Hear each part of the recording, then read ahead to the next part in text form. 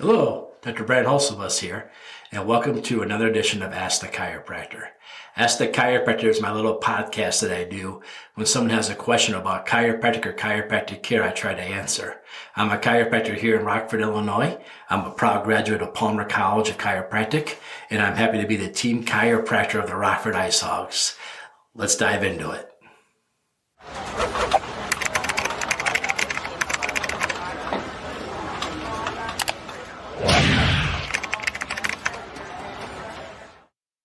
Hi, and welcome to Ask the Chiropractor.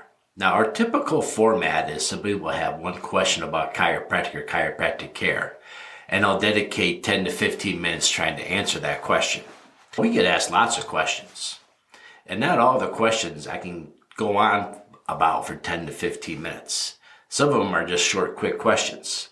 So today I thought I would change the format and just try to answer a couple quick ones. Let me start off with one of the questions we get asked a lot. What's the right pillow to buy? Hey, I want to get a good pillow for my neck. What's the best pillow to buy? If there was a perfect pillow, we don't have it. It'd be selling like crazy. A friend of mine down the street from me where I live tried to develop a pillow, and the pillow idea was you could add and remove the stuffing to make it match for you. I thought this was a cool concept because in my opinion, the perfect pillow depends on the head, the shoulder, and the mattress of who's using it. Every head, shoulder, and mattress are unique. So when you go to lay down, one pillow might be great on one mattress for one person, but horrible for the next person on the next mattress. How do you know which one you have the good pillow? I usually tease about going to buy 5 or 6 pillows, all different firms, shapes, and size, and then go home and lay on them and have somebody look at you. If your spine is a nice straight line, you found the right pillow. I also recommend taking those other pillows back and buying multiple copies of that same pillow because you'll probably never find it again. But the pillow that might be right for you might not be right for your spouse because it's a different, even though it's the same mattress, it's a different head, different shoulder. So when it comes to buying the right pillow, it's going to be a different pillow for everybody and a different mattress. And if you go out and buy a new mattress, it's time to go pillow shop again because you might find out the pillow that you've loved no longer works on the new mattress. So there's just not a black and white answer on this question. You just have to experiment till you find the right pillow. On that note, what about the perfect bed? A lot of chiropractors have spent a lot of time researching the beds. And if you go to chiropractic.org, we work with a company that our chiropractors have helped design a bed. And this is the basic concepts of it. It can't be too soft and too like a memory foam where it just molds to your spine because you might not have a good spine. You might not have good posture. Like water beds, right? You lay down, they feel really good, but they offer very little support and they disappeared. So you want a mattress with support, but then you don't want a mattress like tons of coils in there that's so firm and rough you can barely sleep on it. You want something comfortable. So myself, I sleep on a hybrid. It's got memory foam in between the coils. So you have the best of both worlds. But you want something that supports you, not just something that's so comfortable, because those beds after a while, you start to notice the lack of support they give you and it comes back. That's my philosophy on the mattresses. People ask me a lot about inversion tables. Hey, I'm going to get an inversion table. Will that be something that will help my back? Hey, I got an inversion table. I'm thinking about, I tried that before I tried chiropractic. Inversion tables are a good way to decompress and get a good stretch at the end of the night. And I don't dislike inversion tables. I often say an inversion table is something that will keep a good spine good longer. If I have a good day, my back's feeling great, I'm moving, bending, twisting good, and I want to go home at the end of the day and I want to do some spinal hygiene or some spinal maintenance to try to maximize the health of my spine the best I can on my own. An inversion table could definitely be part of that, just like stability exercises, some stretches, yoga moves and poses. Those are all great things to help do some spinal hygiene. And I actually don't mind people having inversion tables. But an inversion table and all those things I just said won't get a bad spine good. Matter of fact, it can sometimes actually create more inflammation and more swelling and make a bad spine worse. So if you go to the chiropractor and you get your adjustments and your back starts moving better, and the chiropractor says, great, now it's time for a maintenance or a wellness plan. This is a great time to introduce those things to your chiropractor. Make sure you discuss it with the chiropractor first. But a lot of those things can definitely help you keep a good spine or keep a good thing going, right? And that's all we want to do, because we just want to keep maintaining. What can I do? I never want to feel like that again. What can I do to keep myself in a good place? These are all things that complement what we do.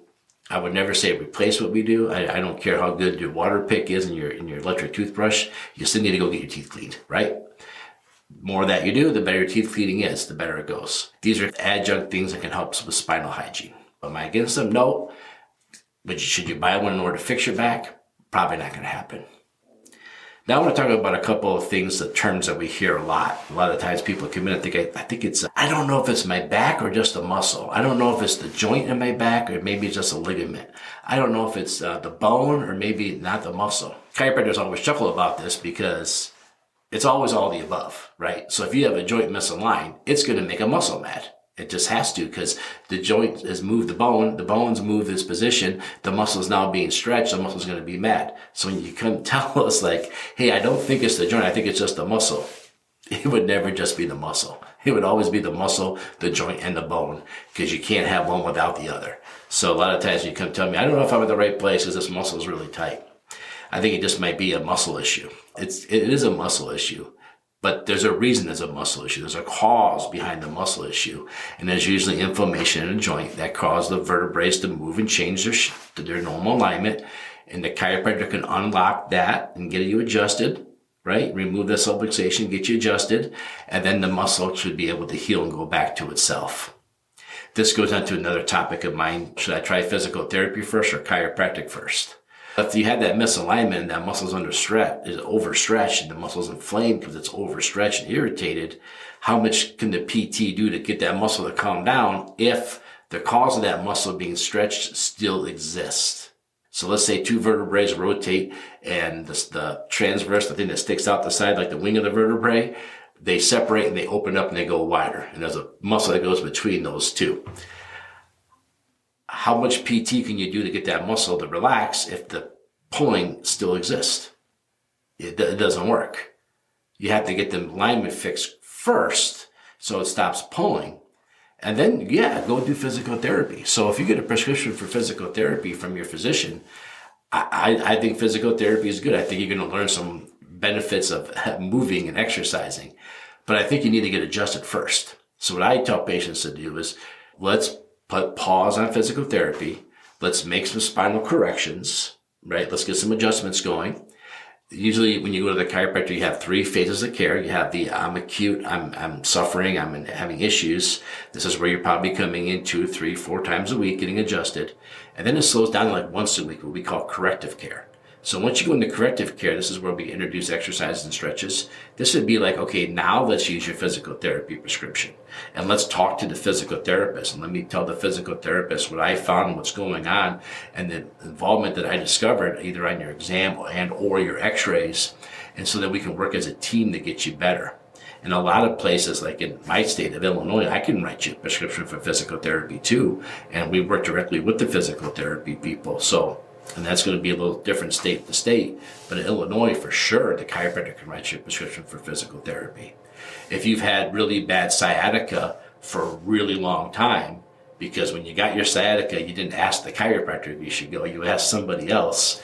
And that physical therapist, athletic trainer, the medical doctor, the nurse practitioner said, oh no, don't go to the chiropractor. And you didn't go. And that nerve was subluxated for so long that you got atrophy down your leg, meaning you've lost muscle tone because you took bad advice and didn't ask a chiropractor about chiropractic care. The adjustments are eventually going to get that lower back doing better, and eventually that nerve's going to start firing better, and eventually that muscle's going to come back better. But if you were to introduce physical therapy after the corrections have been made to complement the chiropractic care, you might speed up the whole recovery time. You actually might have better results with the recovery with working with the chiropractor and the physical therapist. But it's chiropractic, then physical therapy. Now, massage therapist, that's going to be different. I always tease that if you see the massage therapist first, it makes the chiropractor job easier. If you see the chiropractor first, see the massage therapist first. This is going to totally differentiate case by case. So just ask your chiropractor, hey, with my situation and my spine, should I do physical therapy? Should I do massage first or chiropractic first? And your chiropractor will tell you what to do on that. Again, that's just too many variables there, too much stuff going on to give a black and white answer. I hope that I answered that question. Then let's talk about things that A lot of times you come to the chiropractor and you'll be like, oh no, I've got a disc bulge, or oh no, I've got a pinched nerve. This doesn't really tell us anything. I always tease, if I lean as far as I can to the right, I got a whole bunch of left disc bulges going on right now because I'm leaning away, leaning into the right side, causing my disc, which is like my soccer's over, to adapt to the forces on the right side of my spine, and that disc will slightly bulge to the left to compensate for it. If I go the other way, now the disc bulge is gone on the left, and now they appeared on the right.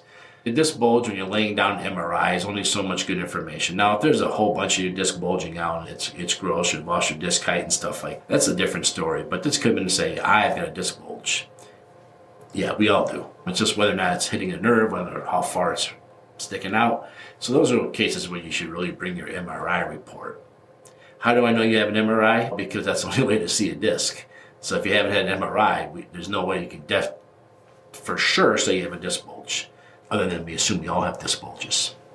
And just like a pinched nerve, I have a couple of patients that are orthopedic surgeons that came in and said, I got a pinched nerve in my neck going down into my hand. The nerve's never pinched. If it was pinched, your hand wouldn't work. It would be cut off. You pinch a blood vessel, you lose blood to that area. You pinch a nerve, that nerve stops working.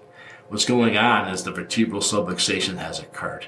Two of the vertebrae are misaligned, and when they're misaligned, that creates a fight or flight response at that level. And that fight and flight response hits that nerve, wherever that nerve's going, whatever that nerve does, whatever that nerve's function is, whether it's muscular, skeletal, whether it's sensation up and down your skin, or maybe it's the nerves that go to your thyroid. Either way, that nerve now is switch modes from everything's good, everything's fine, into fight and flight. I always like it when someone says I have a pinched nerve and they're having burning sciatica down their leg. I'm like, I don't think that nerve stopped talking. I think that nerve's talking really loud. So a pinched nerve is another thing. When you come in and tell us you have a pinched nerve, it's like, whatever. That's not a real thing. So that's some of the things that we see as chiropractors. So these are, like I said, usually when you can listen to my podcast, we go over a topic in depth. But these are little questions I get asked all the time. So I just thought it'd be fun to do one with just short, quick answers. You heard me talk about the sciatica and not asking a chiropractor about chiropractic care. If you really have a question about chiropractic or chiropractic care, I just can't stress enough how important it is to ask a chiropractor. Anybody else you ask, you're just going to get a bad answer. We have a patient that came in here and said, if the chiropractor adjusts your neck, he's going to paralyze you. We looked at her MRIs, we looked at her x-rays, we did an exam on her, and she's doing amazing. She's doing wonderful. Her recovery is going great. Again, why did a practitioner tell her this? That has no education or background in chiropractic is beyond me. But to think that she might have suffered for too long with this, had she not come in and asked us whether or not we could do it, had she believed the person who told her that chiropractic would paralyze her, come on, she would never begin the recovery she's getting. And actually the doctor there wanted to prescribe an opiate. And we all know how bad those can be. Thank goodness she's heard of my podcast and said I should go ask a chiropractor. So always ask a chiropractor about whether or not you should see a chiropractor. All right. If you have a question, leave it below wherever you're listening or watching this. And maybe next week you'll be the question of the week. Thank you.